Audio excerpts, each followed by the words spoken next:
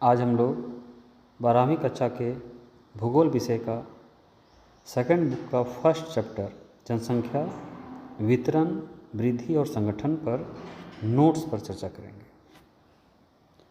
पहला प्रश्न है, जनसंख्या किसे कहते हैं?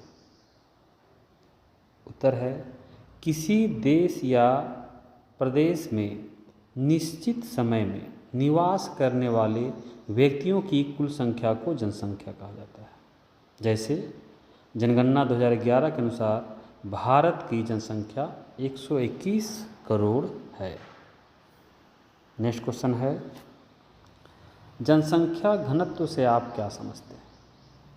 आंसर, किसी देश या प्रदेश में प्रति वर्ग किलोमीटर क्षेत्र में निवास करने वाले लोगों या व्यक्तियों की संख्या को जनसंख्या घनत्व कहते हैं। इसे व्यक्ति प्रति वर्ग किलोमीटर के रूप में व्यक्त किया जाता है। इसका फॉर्मूला है, सूत्र है, जनसंख्या घनत्व बराबर कुल जनसंख्या बटा कुल क्षेत्रफल। क्षेत्रफल जो होता है वो वर्ग किलोमीटर में होता है। 2011 की जनगणना के अनुसार भारत का जनसंख्या घनत्व 383 व्यक्ति प्रति वर्ग किलोमीटर है। कायिक घनत्व किसे कहते हैं? उत्तर, किसी क्षेत्र में प्रति वर्ग किलोमीटर निवल कृषि क्षेत्र में आश्रित लोगों की संख्या को कायिक घनत्व कहते हैं। कायिक घनत्व को से यह स्पष्ट हो पाता है कि प्रति वर्ग किलोमीटर निवल कृषि भूमि पर कितने लोगों की भोजन आपूर्ति होता है। सूत्र इसका है, कुल जनसंख्या बटा निवल कृषि क्षेत्र। निवल कृषि क्षेत्र जो रहेगा वो वर्ग किलोमीटर में। नेक्स्ट क्वेश्चन है, कृषि घनत्व किसे कहते हैं? किसी क्षेत्र में प्रति वर्ग किलोमीटर निवल कृषि भूमि में आश्रित कृषि जनसंख्या को कृषि घनत्व कहा जाता है। कृषि जनसंख्या के अंतर्गत किसान या कृषक, मजदूर एवं उनके परिवार आते हैं। कृषि घनत्व से यह स्पष्ट होता है कि प्रति वर्ग निवल कृषि भूमि पर कितने कृषक आश्रित हैं। इसका फॉर्मूला जो है वह है, कृषि घनत्व बराबर कुल कृषि जनसंख्या बटा निवल कृषि क्षेत्र। निवल कृषि क्षेत्र जो होगा वो भी वर्ग किलोमीटर में होगा। नेक्स्ट क्वेश्चन, ये बहुत ही इंपॉर्टेंट क्वेश्चन है एग्जाम के दृष्टिकोण से। जनसंख्या वृद्धि से आप क्या समझते हैं? किसी देश या प्रदेश में 2 समय अंतराल में हुए जनसंख्या में परिवर्तन को जनसंख्या वृद्धि कहते हैं। जनसंख्या वृद्धि दर को प्रतिशत के रूप में व्यक्त किया जाता है। यह धनात्मक, ऋणात्मक या शून्य भी हो सकता है। इसका फॉर्मूला है, जनसंख्या वृद्धि बराबर P2 माइनस P1 बटा P1 इसका बराबर इंटू 100, जहाँ P1 आधार वर्ष की जनसंख्या और P2 वर्तमान वर्ष की जनसंख्या है। जनसंख्या वृद्धि को प्रभावित करने वाला कारक, ये भी बहुत इंपॉर्टेंट क्वेश्चन है। जनसंख्या वृद्धि को प्रभावित करने वाले कारक, किसी भी क्षेत्र की जनसंख्या को प्रभावित करने वाले प्रमुख कारक को 2 वर्गों में रखा जाता है, प्राकृतिक कारक और अभिप्रेरित कारक। प्राकृतिक कारक प्रकृति द्वारा प्रभावित कारकों को प्राकृतिक कारक कहा जाता है, जो नेचर द्वारा प्रभावित होता है। इसके 2 उपकारक हैं, जनदर और मृत्युदर। जनदर और मृत्युदर। जनदर क्या है? तो किसी भी क्षेत्र में 1000 व्यक्ति में जन्म लेने वाले संख्या को जनदर कहा जाता है। उसी तरह से किसी भी क्षेत्र में 1000 लोगों पर मरने वालों की संख्या को मृत्युदर कहा जाता है। ये दोनों प्राकृतिक कारक होते हैं। उसके बाद अभिप्रेरित कारक, यानी कि वैसे कारक जो जनसंख्या वृद्धि को प्रेरित करता है, उसे अभिप्रेरित कारक कहा जाता है। इसके कई उपकारक हैं, प्रवास, आर्थिक विकास, अशिक्षा, बाल विवाह, जीवन प्रत्याशा, अंधविश्वास, सरकारी नीति, ये इत्यादि है। नेक्स्ट, लिंगानुपात से आप क्या समझते हैं? किसी भी देश या प्रदेश में प्रत्येक 1000 पुरुषों में स्त्रियों की संख्या को लिंगानुपात कहा जाता है। जनगणना 2011 के अनुसार भारत का लिंगानुपात 943 था। इसका फॉर्मूला क्या है? तो लिंगानुपात बराबर स्त्रियों की संख्या बटा पुरुषों की संख्या गुना 1000। 1000 यहाँ का मापक है।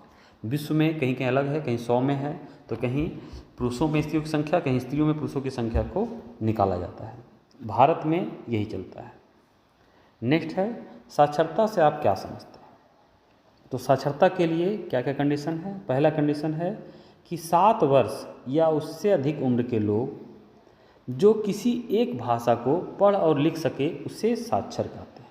ठीक है, तो उम्र 7 वर्ष से अधिक होना चाहिए और एक भाषा को पढ़ सके और लिख भी सके, उसको साक्षर कहते हैं। और साक्षर लोगों के अनुपात को ही साक्षरता कहा जाता है। साक्षरता दर को प्रतिशत के रूप में व्यक्त किया जाता है। जैसे जनगणना 2011 के अनुसार भारत का साक्षरता दर 73% था। इसका फॉर्मूला है साक्षरता दर बराबर साक्षर व्यक्तियों की संख्या बटा 7 वर्ष से अधिक उम्र के लोगों की संख्या गुना 100। नेक्स्ट क्वेश्चन है, भारत के अत्यंत उष्ण एवं शुष्क तथा अत्यंत शीत व आर्द्र प्रदेश में जनसंख्या का घनत्व निम्न है। इस कथन के दृष्टिकोण से जनसंख्या के वितरण में जलवायु की भूमिका को स्पष्ट कीजिए। आंसर है, जलवायु किसी भी प्रदेश के जनसंख्या के वितरण को प्रभावित करती है। मानव बसाव उन्हीं क्षेत्रों में अधिक होता है जहाँ की जलवायु मानव के अनुकूल होते हैं। भारत में अत्यंत उष्ण एवं शुष्क क्षेत्र राजस्थान के पश्चिमी भाग में है तथा अत्यंत शीत व आर्द्र प्रदेश उत्तर पूर्वी भारत राज्य मेघालय, त्रिपुरा इत्यादि में है। इन क्षेत्रों में जलवायु मानव अनुकूल नहीं है, जिस कारण यहाँ जनसंख्या घनत्व बहुत कम है। इस तरह हम कह सकते हैं कि जनसंख्या के वितरण में जलवायु की भूमिका रहती है, यानी कि जलवायु जहाँ अच्छी रहेगी वहाँ जनसंख्या अधिक रहेगा, जहाँ जलवायु बुरी रहेगी वहाँ जनसंख्या कम रहेगी। नेक्स्ट क्वेश्चन है, भारत के किन राज्यों में विशाल ग्रामीण जनसंख्या है? इतनी विशाल ग्रामीण जनसंख्या के लिए उत्तरदायी एक कारण को लिखिए। आंसर है, भारत के 68.8%, 68.8% जनसंख्या ग्रामीण क्षेत्र में निवास करती है।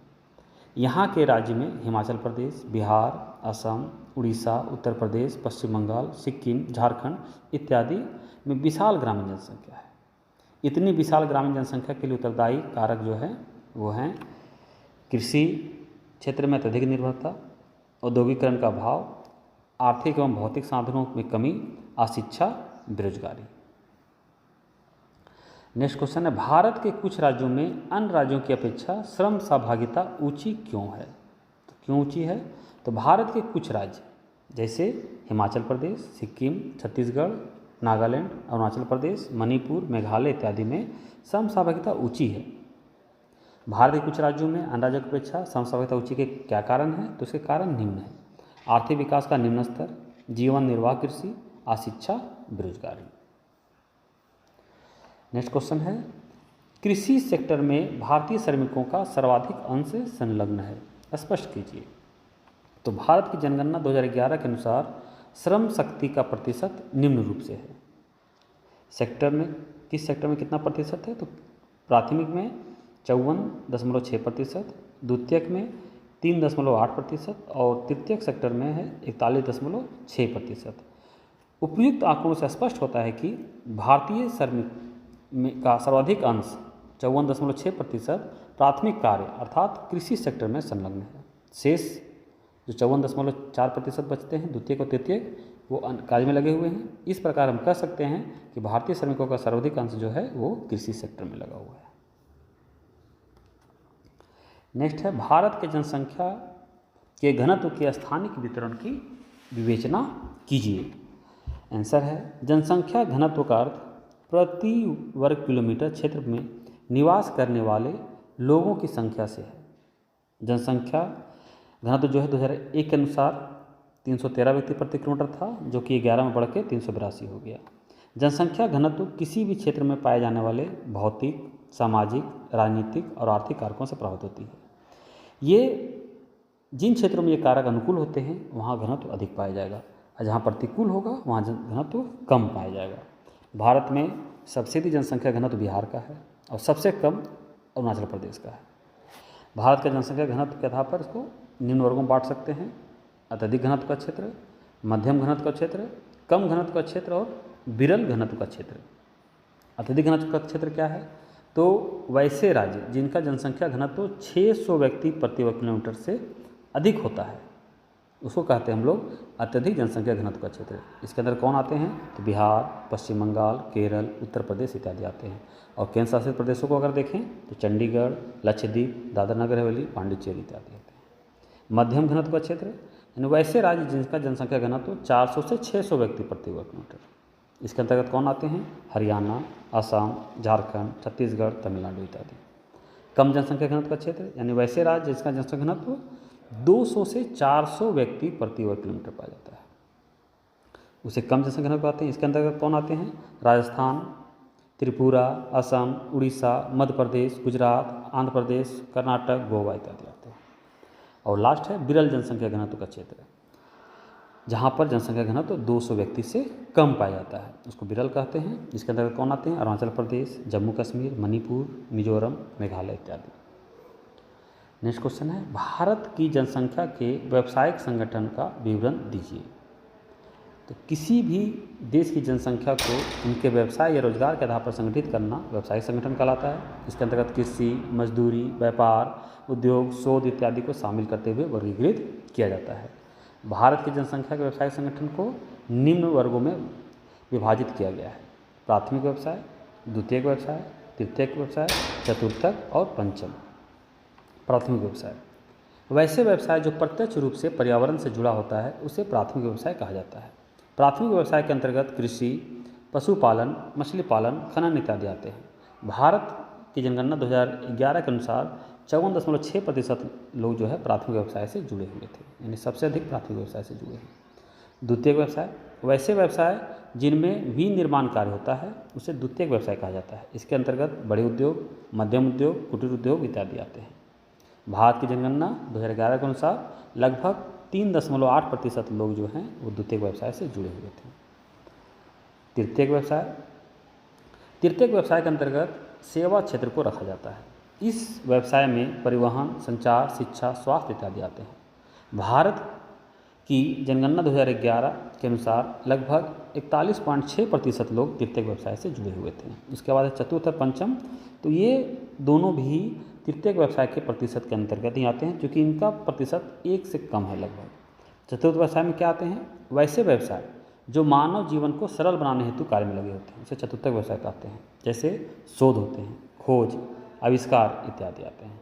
पंचम व्यवसाय वैसे व्यवसाय जो उच्च स्तर के निर्णय एवं नीतियों के निर्माण करने में और परामर्श देने इत्यादि में संबंधित होते हैं, उसे पंचम व्यवसाय कहा जाता है। जैसे नीति आयोग के सदस्य या पंचवर्षीय योजनाओं के सदस्य इत्यादि। नेक्स्ट क्वेश्चन है, भारत में जनसंख्या वितरण को प्रभावित करने वाले कारकों का वर्णन करें। ये बहुत ही इंपॉर्टेंट क्वेश्चन है इस बार एग्जाम के लिए। तो भारत के सभी स्थानों पर जनसंख्या एक जैसी नहीं पाई जाती है। मानव उसी स्थान पर निवास करना पसंद करते हैं जहां आसानी से अपना जीवन यापन कर सके। प्राचीन काल में मानव बसाव सिंधु नदी घाटी के किनारे हुई थी, यानी जहां जल उपलब्ध है वहीं पर मानव बसाव पहले पसंद करते थे। लेकिन वर्तमान समय में जनसंख्या वितरण को प्रभावित करने वाले जो प्रमुख कारक है उसको 3 वर्गों में बांटा गया है: भौगोलिक कारक, आर्थिक कारक, सामाजिक और राजनीतिक कारक। भौगोलिक कारक की चर्चा करें हम, तो भौगोलिक कारक जनसंख्या वितरण को प्रभावित करने वाले प्रमुख जो भौगोलिक कारक है वो हैं जल, यानी जल की उपलब्धता, स्थलाकृति, जलवायु, मिट्टी। जल की उपलब्धता यानी पीने योग्य जल जहाँ रहेगा वहाँ मानव बसाव अधिक रहेगा। हम लोग देख सकते हैं कि भारत के गंगा घाटी में मानव बसाव बहुत अधिक है। उसी उल्टा राजस्थान में या चले जाएं उत्तर पूर्वी भारत में, वहाँ मानव बसाव कम है, क्योंकि वहाँ पर पीने योग्य जल उपलब्ध कम है। स्थलाकृति, जहाँ की स्थलाकृति अच्छी रहती है, यानी कि मैदानी क्षेत्रों में ज़्यादा मानव बसाव होता है, जबकि पर्वतीय क्षेत्रों में मानव बसाव कम होता है। जलवायु, जहाँ की जलवायु अनुकूल होती है, जहाँ शीतोष्ण जलवायु या उपोष्ण जलवायु पाई जाती है वहाँ मानव बसाव अधिक होता है, जबकि उष्ण में या अत्यधिक शीत जलवायु में मानव बसाव कम होता है। मिट्टी, जहाँ उपजाऊ मिट्टी पाई जाएगी वहीं पर मानव बसाव अधिक होगा, क्योंकि मानव के लिए भोजन बहुत आवश्यक अंग है। भोजन के बिना मनुष्य जिंदा नहीं रह सकता है, इसीलिए जहाँ पर उपजाऊ मिट्टी रहेगी वहाँ मानव बसाव अधिक रहेगा। आर्थिक कारक, जनसंख्या वृद्धि को प्रभावित करने वाले प्रमुख आर्थिक कारक में है खनिज, यानी खनिज उद्योगों के लिए खनिज जरूरी है। तो जहाँ पर खनिज मिलते हैं, चाहे वो धात्विक खनिज हो, अधात्विक खनिज हो या ऊर्जा खनिज हो, कोई भी खनिज जो मिलता है वहाँ पे मानव बसाव अधिक हो जाता है। दूसरा औद्योगिकरण, जहाँ अधिक औद्योगिकरण है, जैसे झारखंड में अगर देखें तो जमशेदपुर, बोकारो, ये सब मानव बसाव अधिक है, उसका कारण है औद्योगिकरण। नगरीकरण, यानी कि जो नगर बन जाते हैं तो नगरों में भी मानव बसाव अधिक हो जाता है। और परिवहन एवं संचार के साधन, जहाँ परिवहन और संचार के साधन उपलब्ध रहते हैं वहाँ पर भी मानव बसाव अधिक होता है। नेक्स्ट है सामाजिक एवं राजनीतिक कारक। जनसंख्या वितरण को प्रभावित करने वाले प्रमुख सामाजिक एवं राजनीतिक कारक निम्न हैं: सामाजिक सुरक्षा, धार्मिक स्थिति और राजनीतिक शांति। सामाजिक सुरक्षा का मतलब है कि समाज अगर सुरक्षित है तो वहाँ पर लोग ज़्यादा प्रभावित होते हैं, यानी कि जहाँ के लोगों का समाज बन जाता है, समाज सुरक्षित रहता है, वहाँ पे ज़्यादा मानव बसाव होता है। धार्मिक स्थिति, यानी कि एक धर्म के लोग एक जगह रहना पसंद करते हैं, जिससे कि अपना वो धार्मिक महोत्सव आसानी से मना सके। तो जहाँ एक धर्म के लोग होते हैं वहाँ पर ज़्यादा जो है मानव बसाव हो जाता है। राजनीतिक शांति, राजनीतिक शांति का मतलब है कि राजनीतिक दृष्टिकोण से कहीं उपद्रव वगैरह होता है तो वहाँ पर मानव बसाव कम होता है, और जहाँ पर राजनीतिक शांति रहती है वहाँ मानव बसाव अधिक होता है। धन्यवाद।